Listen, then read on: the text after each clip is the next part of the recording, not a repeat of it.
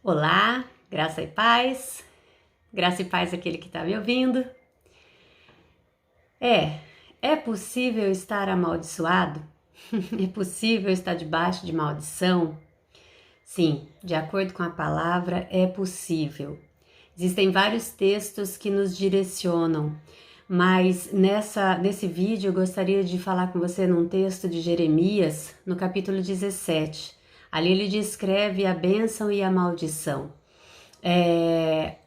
Ele coloca algumas características de uma pessoa que não consegue ver nada de bom na vida, uma pessoa que está sofrendo uma solidão, uma vida insuportável de solidão, às vezes até vive numa casa cheia de pessoas, mas ainda sente uma dor da solidão, uma pessoa que está emocionalmente vivendo um deserto ou uma sequidão espiritual.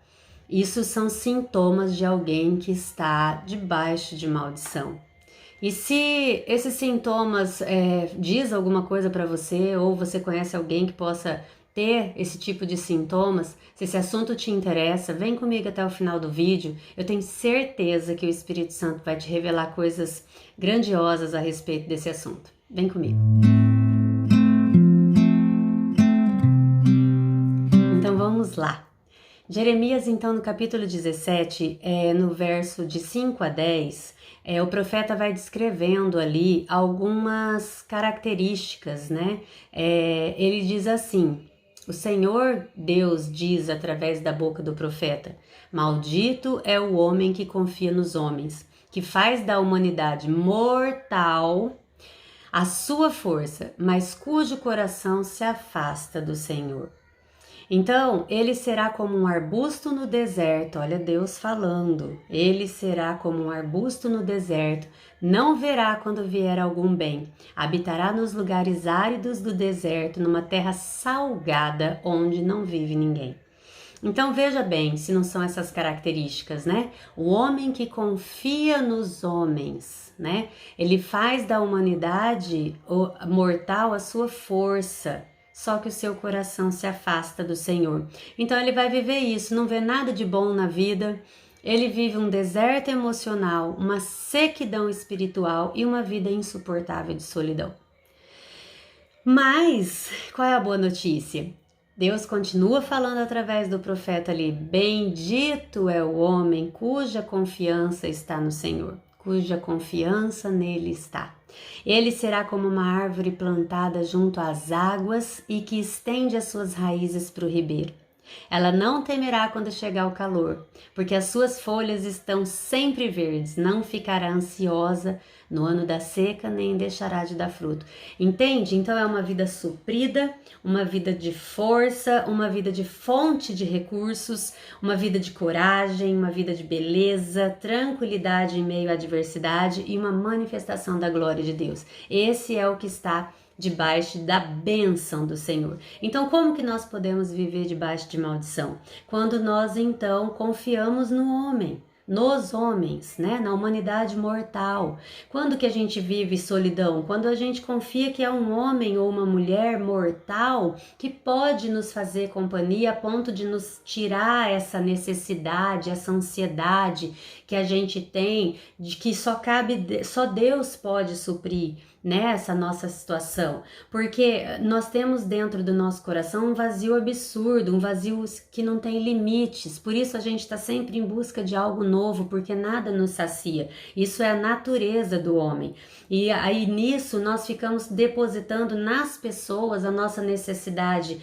de companheirismo, a nossa necessidade de reconhecimento, a nossa necessidade de amor, sendo que nós precisamos encontrar esse suprimento em Deus, confiando em Deus. Então, maldito o homem que confia nos homens, bendito o homem que faz de Deus a sua força, a sua confiança está nele, né? Então, quando nós confiamos em Deus, o nosso emocional, ele é curado. Então, a gente sai desse deserto emocional e a gente tem um emocional curado, porque quem é Deus? Deus é o nosso Pai, Deus é o nosso libertador. é o nosso resgatador. Na figura de Jesus Cristo, nós temos um Salvador, nós temos um Senhor, nós temos um Deus que se preocupou tanto com a gente, que deixou um manual pra gente de vida, tudo por escrito, e deixou o Espírito Santo habitando em nós, ou seja, o próprio Deus, para nos revelar suas verdades. Então não tem dúvida, maldito o homem que confia no homem e faz dele a sua força, o homem, a humanidade mortal. Bendito o homem que confia em Deus, que confia, cuja confiança nele está. Então, imagina uma árvore plantada junto a ribeiro, suas raízes vão lá receber a provisão, a fonte necessária. Ela não tem medo do calor, ou seja, pode vir a seca, pode faltar a chuva, pode acontecer, olha a sua volta, tá aí, avisos de governo, de troca de governo, de guerra iminente, de doença, de assaltos, de coisas horríveis que a mídia coloca todo o tempo para nós, mas a pessoa sabe que ela pode passar por situações difíceis, mas a confiança nela está no Todo-Poderoso. Então, bendito o homem que confia. Então, quando a gente confia em algo, o que a gente tem que fazer? Buscar conhecer, né, a fonte da nossa confiança. Porque quando nós confiamos em Deus, nós precisamos saber quem Deus é. Não é só o nome Deus, né?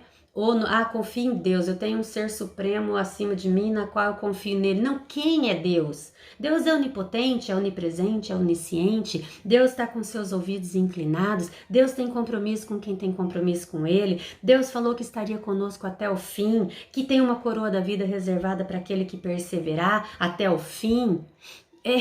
Que Deus preparou um lugar para nós e nos escolheu para sermos seus filhos, para vivermos com ele eternamente. Nós estamos aqui para quê? Para servir esse rei, para poder difundir a palavra desse rei, estender o reino de Deus aqui para as pessoas que foram escolhidas e que precisam conhecer esse Salvador, porque depois nós vamos morar eternamente juntos com ele, onde não existe mais choro, não existe mais dor, não existe mais tristeza, não existe mais treva, somente a luz. Então esse é o Deus na qual nós devemos confiar, e ele está no controle de todas as coisas, ele é soberano, ele está olhando para a sua vida, ele não descansa, enquanto você dorme ele trabalha para você, por você.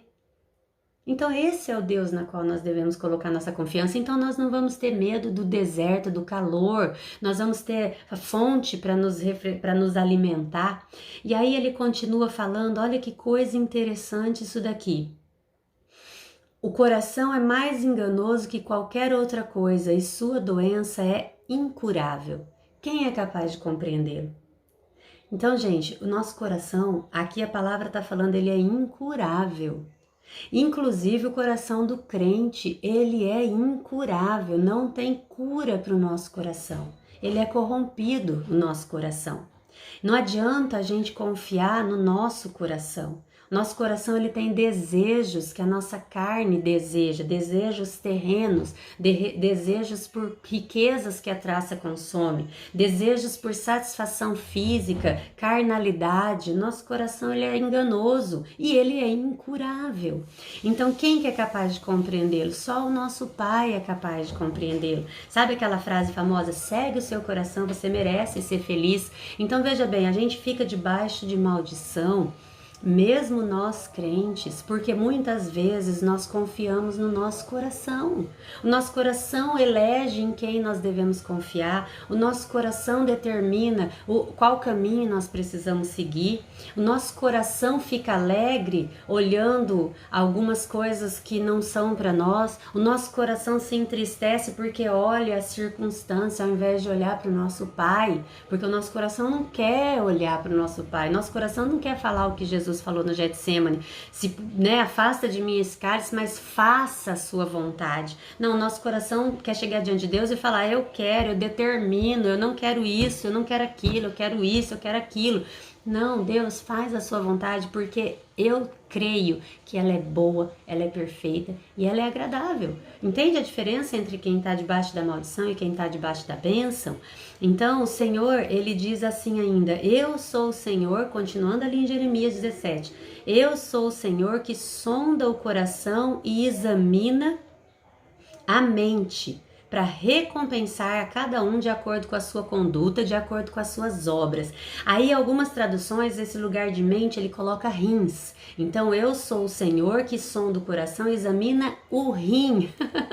Aí eu fui achar que coisa interessante, porque o rim, qual que é a função do rim no nosso organismo? É de filtrar e eliminar as toxinas e depois fazer uma seleção de substâncias que tem no nosso corpo, como água e sais minerais das células. Então ele elimina a toxina e ele nutre das coisas boas. Então, a nossa mente é o quê? Ela elimina as toxinas e ela produz coisas boas na nossa vida, seleciona o que nós devemos ou não ouvir, seleciona o que nós devemos ou não guardar. Então, de acordo com o nosso coração, é a forma como a nossa mente conduz, né? Então, Deus vai nos recompensar de acordo com a nossa conduta e aí de acordo com as nossas obras, com o que nós fazemos. E, gente, a nossa conduta ela vai ser dirigida pelas toxinas ou pelas minerais que tem no nosso organismo, né? Conforme a palavra de Deus aqui está falando. E depois a gente vai para o Novo Testamento, em Romanos 12:2, tem uma ótima notícia que fala: não se molde ao padrão deste mundo, mas transforme-se pela renovação do quê? Da sua mente, seja transformado pela renovação do seu rim. Tenha um rim novo que vai funcionar certinho, que vai tirar as toxinas da mentira, que vai tirar as toxinas da carnalidade e vai produzir em você fruto do Espírito, sabe? Para que você seja então capaz de experimentar e comprovar a boa, a agradável e a perfeita vontade de Deus para você. E também diz que não tem mais condenação para aqueles que estão em Cristo Jesus, aleluia, que não andam segundo a carne, mas sim segundo o Espírito, porque por meio de Cristo Jesus, a lei do Espírito de vida me libertou da lei do pecado e da morte. Eu sou livre, você é livre, por meio de Cristo Jesus, nós somos livres do pecado. Mas nós precisamos entender que o nosso coração é incurável e ele toxina a nossa mente, ele traz do nosso coração, os nossos desejos carnais, traz para nossa mente as toxinas, mas a nossa leitura bíblica, o nosso relacionamento com o Pai, a nossa comunhão com os irmãos, a nossa ida à igreja, estudo da palavra, intimidade no secreto, isso vai trazendo à nossa mente renovação, que vai filtrando as toxinas, vai limpando e vai retendo aquilo que é bom, né? E aí então Romanos ainda continua falando: quem vive segundo a carne tem a mente voltada para o que a carne deseja, mas quem vive de acordo com o Espírito tem a mente voltada para o que o Espírito deseja. Entende? Quem anda segundo a carne, ou seja, realizando os desejos do seu coração, tem a mente voltada aos desejos do coração, mas quem vive de acordo com o Espírito, direcionado pelo Espírito, olha o que ele está falando com você aqui agora, olha o que ele está falando. Então quem anda de acordo com o Espírito, ele tem a mente voltada para o que o Espírito deseja, ou seja, um rim renovado, que filtra as toxinas e separa os nutrientes, né? Mas então ele continua dizendo que em todas as coisas nós somos mais que vencedores por aquele que nos amou. Deus é um Deus que transforma maldição em bênção, queridos. Confie nele. A maldição, ela existe, mas ela está mais ligada à nossa conduta, quem está nos dirigindo, do que ao inimigo. O inimigo foi derrotado naquela cruz por Cristo Jesus. Ele falou: está consumado.